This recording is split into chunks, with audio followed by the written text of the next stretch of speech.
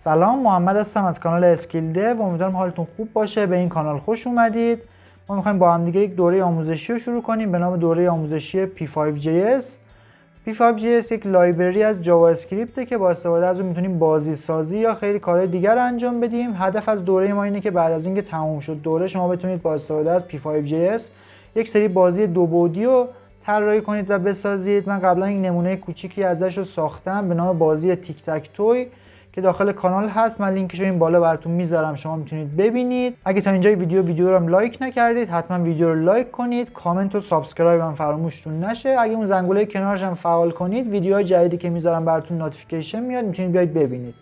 بریم این دوره رو با هم دیگه شروع کنیم.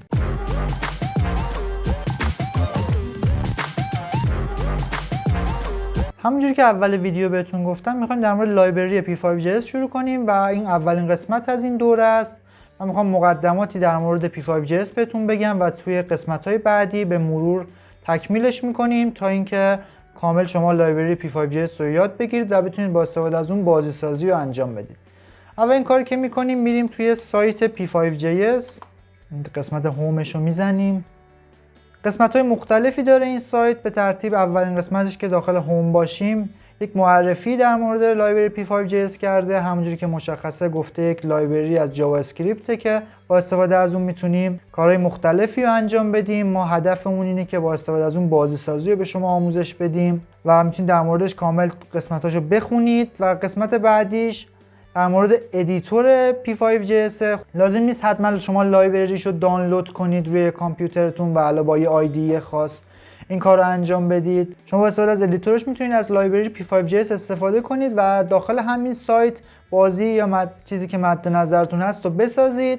اگه الان این فانکشن ستاپ با کرییت کانواس و فانکشن درا و بک‌گراند مثلا 222 اینا رو اطلاعاتی در موردش ندارید، اصلا عادیه که ما میخوایم تو این دوره همینا رو به شما آموزش بدیم. اینا یک ساختار کلی و مشخصی داره این لایبرری و ما میخوایم اون رو به شما آموزش بدیم و با استفاده از اون میتونید بازی سازی رو انجام بدید. این هم محیطی از ادیتور P5JS.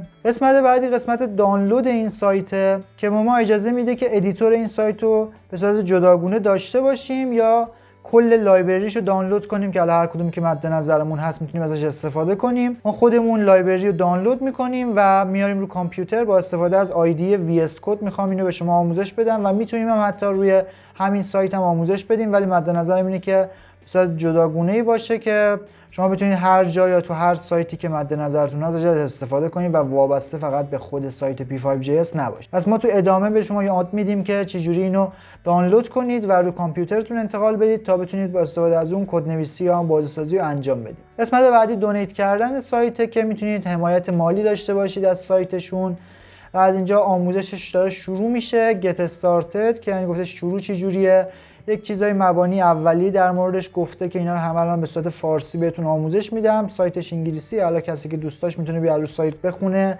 کسایی هم که دوست دارن میتونن آموزش‌های فارسی ما رو نگاه کنن. قسمت بعدی در مورد رفرنس، یک سری فانکشنالیتی هایی که خود لایبرری P5JS داره رو به صورت کامل توضیح داده و در مورد سینتکسش صحبت کرده و در مورد خود فانکشن‌ها.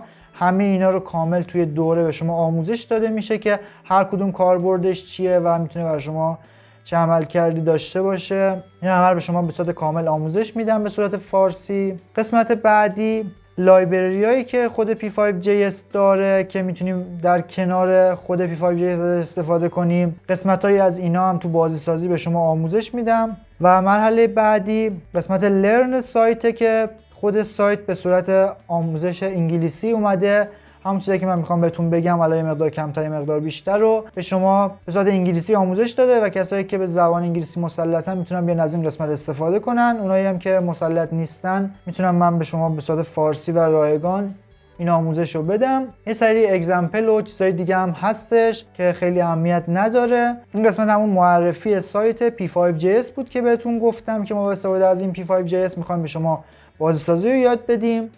حالا میریم سراغ این که ما میخوایم چه مطالبی به شما گفته بشه و حالا با چه زبونی قراره گفته بشه. یه توضیح در موردش به شما بدم. همونجوری که اول ویدیو گفتم لایبرری P5JS با استفاده از جاوا اسکریپت نوشته شده و سینتکسی که ما هم میخوایم تو با استفاده کنیم ازش جاوا اسکریپت و با ترکیبی از این دوتا قرار بازی سازی و آموزش ببینیم. شما چیزی که باید بلد باشید در حد متوسط باید جاوا اسکریپت رو بدونید و تا بتونید این لایبرری ازش استفاده کنید. اگه اطلاعات زیادی در مورد جاوا اسکریپت و اصلا برنامه‌نویسی ندارید، من توی همین کانالم ویدیوهایی دارم در این بابت که شما بتونید برنامه‌نویسی رو تازه شروع کنید و پروژه‌های خیلی ساده‌تری هستش که بتونید جاوا اسکریپت رو مقدار یاد بگیرید. و برای اینکه بتونید شما بیاید این لایبرری آموزش رو شروع کنید و ببینید، باید اطلاعات کلی در مورد جاوا اسکریپت داشته باشید. ولی اگه اطلاعات ندارید اصلا نمیتونید این دوره رو شرکت کنید، چون این دوره متوسط است. و اصلا شما نگران نباشید که بلد نیست جاوا اسکریپت و ما تا قسمتایی که داریم بعدی که از P5JS میذاریم شما شروع کنید جاوا اسکریپت و مبانی اولیه‌اش رو یاد بگیرید. میتونید تو دوره ما شرکت کنید و ادامه دوره رو با ما باشید. پس چیزی که شما لازمه بلد بشید در حد متوسط یا مقدماتی جاوا اسکریپت رو بدونید، بقیه‌اش رو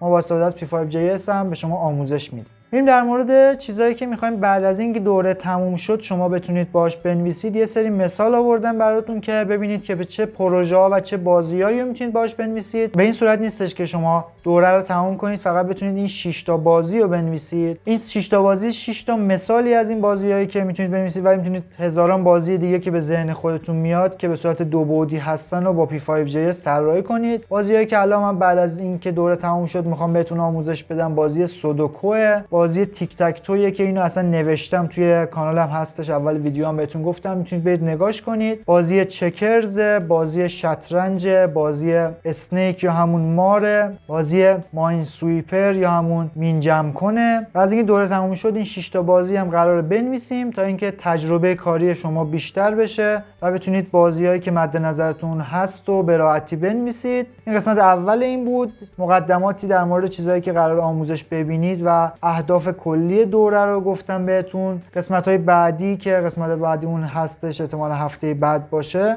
آموزشمون رو استارتش رو میزنیم. جلسه دوم از این دوره احتمال هفته بعد باشه که ما شروع میکنیم خود P5JS و مبانیش رو میگیم و در مورد ساختار و سینتکسش صحبت میکنیم که شما میتونید مرحله به مرحله با ما پیش بیاید تا کل لایبرری P5JS رو تمام کنیم با هم دیگه. اگه از این ویدیو خوشتون اومد حتما لایک کنید ویدیو رو، کامنت و سابسکرایب هم فراموشتون نشه.